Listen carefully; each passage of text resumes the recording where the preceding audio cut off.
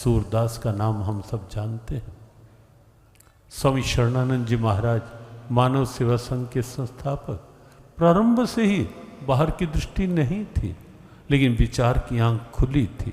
एक आदर्श जीवन, एक जीवन का एक उदाहरण, जीवन क्या होना चाहिए, वो उस महापुरुष ने प्रस्तुत किया।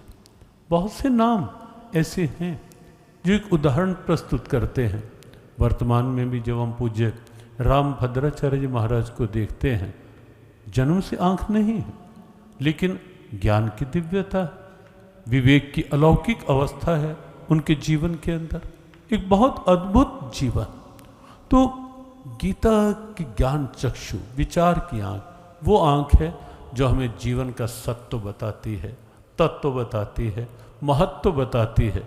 वरना आप सोचें, वो आंख यदि नहीं खुली हुई, विवेक नहीं है, विचार नहीं है, तो जीवन का पता ही नहीं लगेगा कि जीवन कितना दुर्लभ है, ये जीवन कितना अनमोल है, ये जीवन 84 लाख योनियों से कितना अलग है, और इस जीवन में क्या पाया जा सकता है, क्या किया जा सकता है, कितना इस जीवन का लाभ लिया जा सकता है, और कितना इस जीवन से लाभ दिया भी जा सकता है।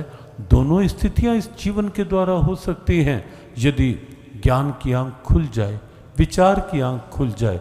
कितना लाभ लिया जा सकता है और कितना इस जीवन के द्वारा लाभ दिया जा सकता है।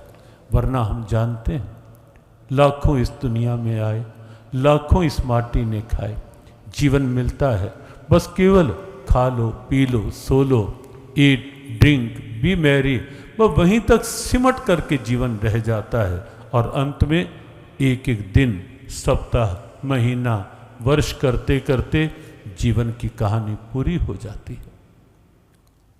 केवल वहीं तक सिमटा हुआ जीवन।